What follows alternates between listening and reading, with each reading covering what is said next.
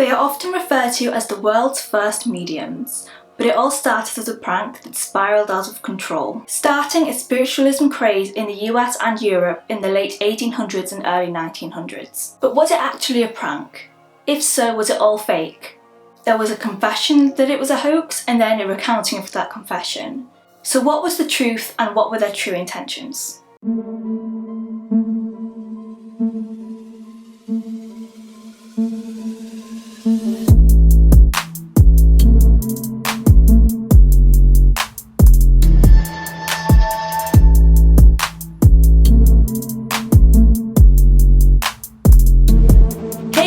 Happy Halloween! Today we are talking about the story of the Fox sisters. Whether you believe in the paranormal or you don't believe in the paranormal, it is an interesting story. Personally, I range from believing to being wary.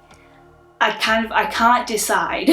So I can be completely convinced that spirits and ghosts are real one day and then not convinced the next day. I have seen things that I can't explain, like the video I did a few months ago where I investigated my parents' attic. I don't know how to explain what happened there, go watch it, link in description. I think that unexplainable things do happen and they could be spirits, but it could also be something else that science hasn't explained yet. So I'm kind of on the fence. I don't really know. There are many different versions of this story due to it being spread by word of mouth and just what people remembered, so this might be different to a story that you've heard before. The basic story is the same, but I'm just going to tell you the story that I found fit together the most and was kind of repeated the most in my research. In March of 1848 in Hyattsville, New York, the Fox family were disturbed by loud cracks and thuds in their house. They were loud enough to wake them up at night. So the family consisted of the parents, John and Margaret Fox. The two younger girls were Margaretta, who was 14, known as Maggie, and Catherine, who was 11 and known as Kate. And these are the main characters of the story. And they all lived in the same house.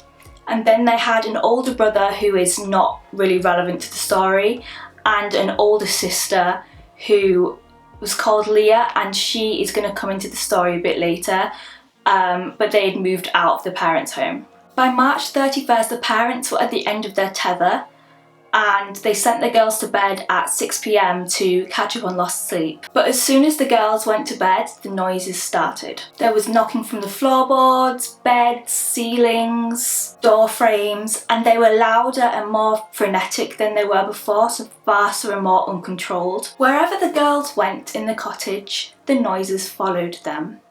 Conveniently, suspiciously.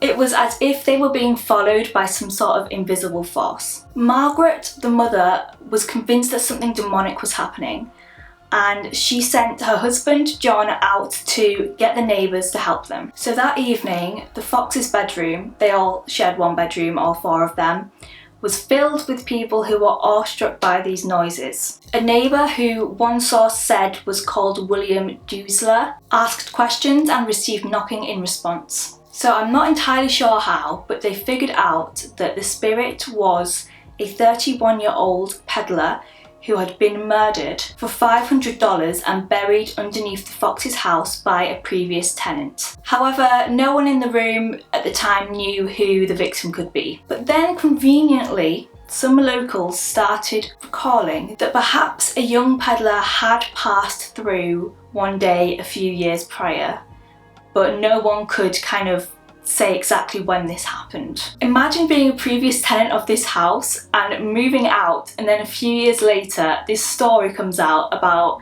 someone who was murdered and buried in the cellar underneath the house. But then all your old neighbours would then be thinking, oh, I wonder if it was that guy. Yeah, he seemed dodgy. And you're just sitting there like, I didn't do anything.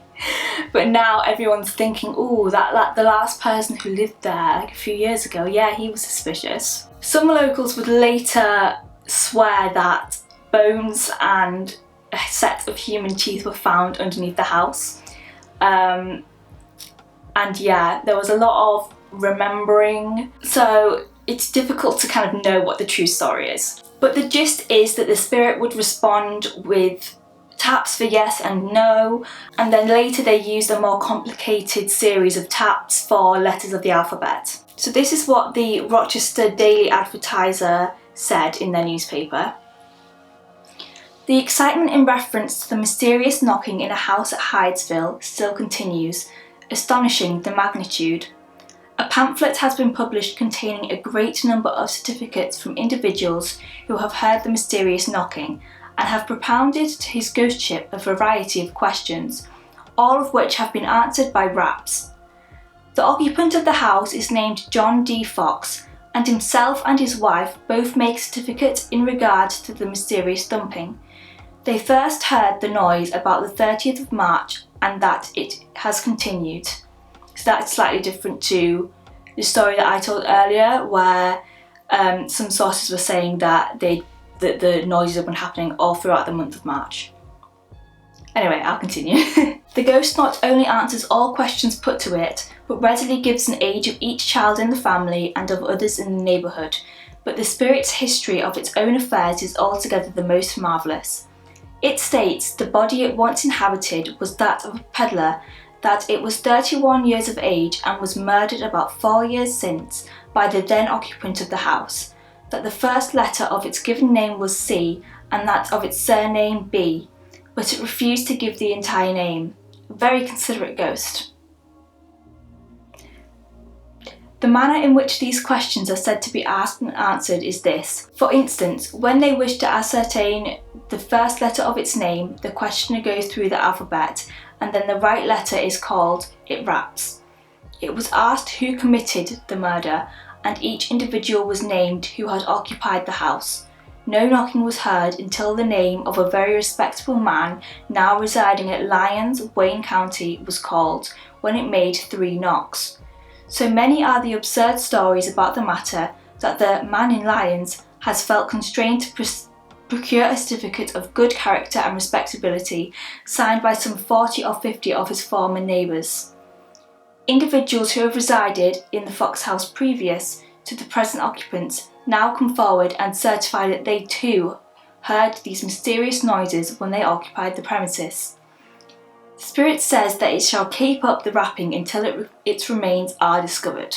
So after this, the peddler's name was supposedly Charles B. Rosner. However, no such person was found to have lived or to have been a missing peddler. So there was just a lot of rumours going on. The family fled the house and the girls were sent to live with their sister Leah in Rochester. And it's said that Leah quickly realised that this was all a hoax. And Maggie and Kate admitted that they had perfected the art of cracking their toes.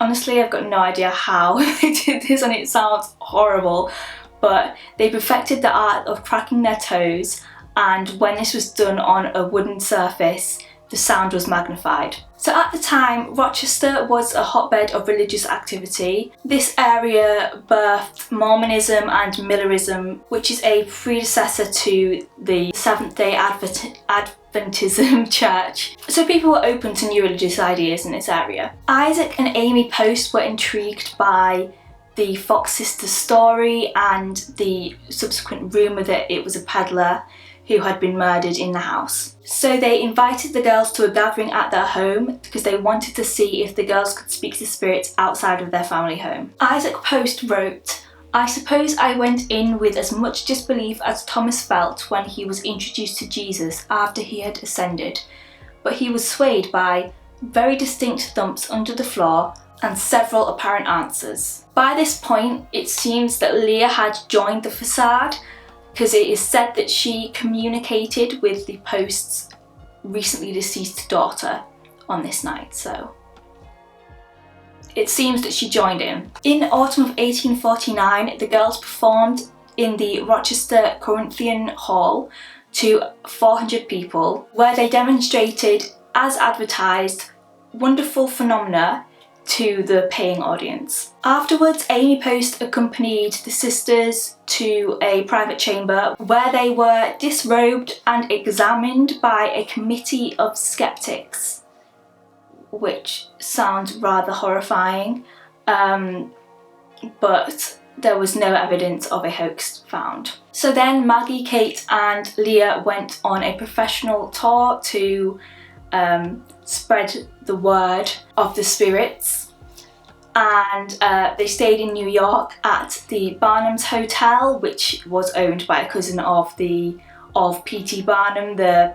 circus guy.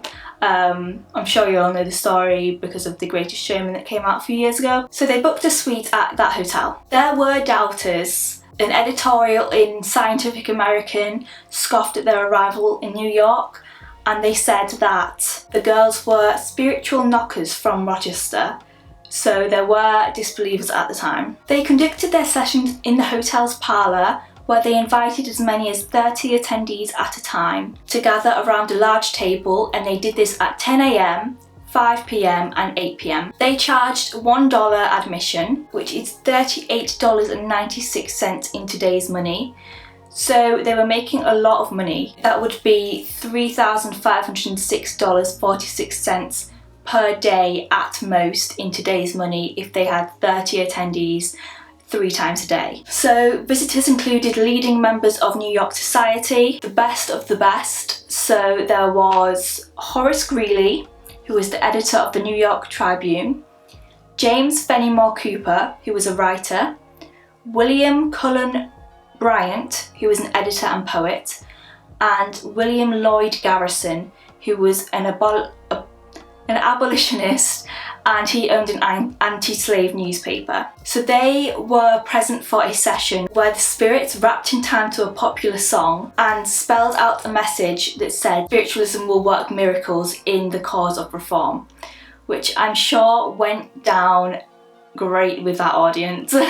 However, in the early years there was a lot of evidence that it was a hoax, including that when cushions were placed underneath the girls' feet, the spirits would conveniently not talk. So Leah stayed in New York to entertain callers, and Maggie and Kate went on a tour around the country. They went to Cleveland, Cincinnati, Columbus, St. Louis, Washington DC and Philadelphia. While in Philadelphia they were visited by the explorer Elisha Kent Kane, and he fell for Maggie despite deeming her a fraud, although he could not prove how the sounds were made. He said, "After a whole month's trial, I could make nothing of them, therefore they are a great mystery." He courted Maggie, who was 13 years younger than him, of course, and encouraged her to give up her life of dreary sameness and deceit. So it is said that she did, and she retired to attend school that was paid for by Kane, obviously,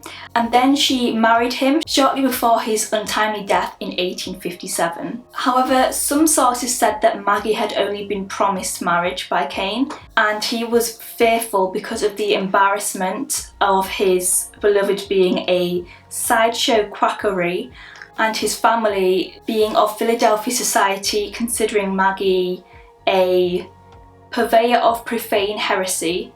This made him fearful of the consequences of a proper marriage with Maggie. So it is said that they compromised with a ring exchange before his latest foreign expedition, with the promise of a full wedding on his return, but he never returned from that trip. He died, so yeah. Some sources say that to honour his memory, Maggie converted to Catholicism, which was something that Kane always encouraged. In mourning, she began to drink heavily and vowed to keep her promise to Kane to wholly and forever abandon spiritualism. However, some sources claim that she went back to spiritualism after he died, so I'm not really sure. Couldn't find a definitive answer on that one. But to conclude, Kane sounds like a douche, so moving on. Meanwhile, Kate married a devout spiritualist, and she continued to develop her medium powers. She translated messages in astonishing and unprecedented ways. She would communicate 2 messages at a time, writing one and speaking the other. She would transcribe messages in reverse script and utilise blank cards on which words seemed to spontaneously appear. During a session with Charles Livermore, who was a wealthy banker, she summoned both his deceased wife and the ghost of Benjamin Franklin, who announced his identity by writing his name on a card. Her business boomed during and after the Civil War, with more people turning to spiritualism to mourn the deaths of their loved ones. But people began to expect more and more. They expected Kate to summon full-fledged apparitions at every seance, and it was just getting